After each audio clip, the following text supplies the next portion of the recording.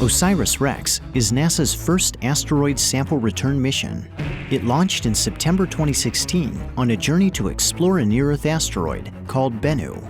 After arriving in 2018, OSIRIS-REx spent nearly 2 years orbiting Bennu, mapping and studying its rugged terrain before carrying out its primary science objective.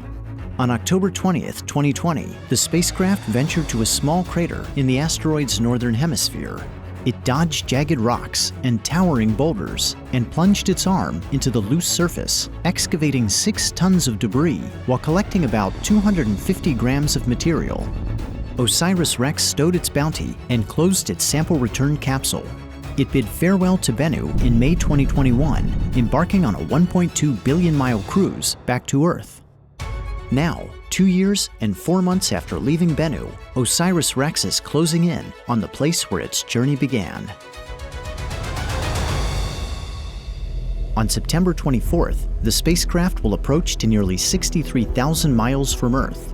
It will power up and release its sample return capsule at 4:42 a.m. Mountain Time.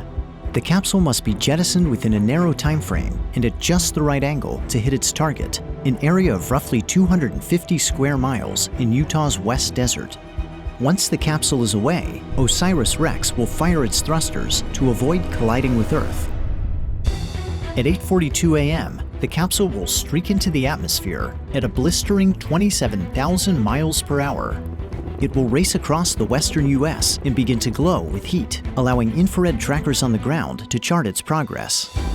As it pushes deeper into the atmosphere, the capsule will rapidly decelerate, subjecting the Bennu samples to a punishing 32 Gs. About 2 minutes after entry, it will slow to Mach 1.4 and deploy its drogue parachute, stabilizing its descent.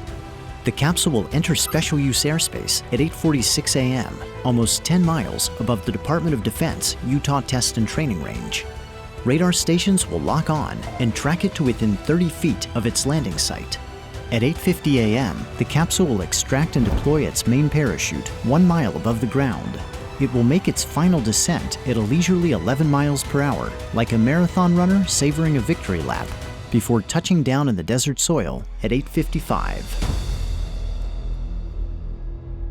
After ground teams retrieve the capsule, the Bennu samples will be taken to NASA's Johnson Space Center in Houston, Texas. The sample canister will be opened in the Astromaterials Acquisition and Curation Facility, and the samples will be curated, distributed, and studied for decades to come.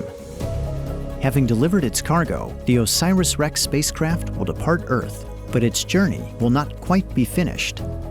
In a daring encore, the renamed OSIRIS-APEX will enter an elliptical orbit of the Sun, repeatedly passing within the orbit of Venus and pushing the limits of its thermal design. Beginning in 2029, it will chase down and investigate Apophis, a 1,200-foot stony asteroid destined to make an exceptionally close flyby of Earth.